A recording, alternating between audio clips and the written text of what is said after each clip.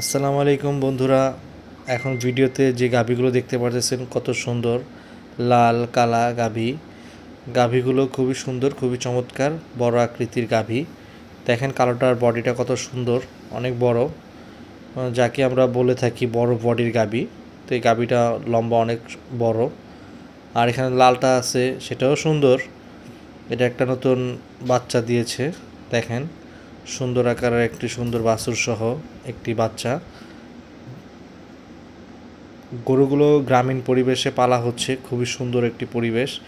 আসলে গ্রামীণ পরিবেশে যে একজন খামার কিভাবে সুন্দর করে পালতে হয় তা দেখলে বোঝা যায়।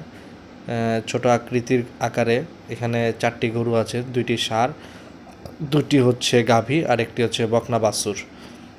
আপনারা এখন যে ভিডিওতে দেখতে পারতেছেন এগুলো খুবই সুন্দর চমৎকার আকৃতির গরু। আর এই গরুগুলো, এটা একটা বাচ্চা গরু, এটা হচ্ছে বাচ্চা একটি ষাঁড়, ছোট বাচ্চা। তো ওইটা এখনও বড় হয়নি। ওই পাশে যেটা দেখতে পারতেছেন ওইটা বড় হয়ে গেছে গাভীটা। ষাঁড়টা খুবই সুন্দর।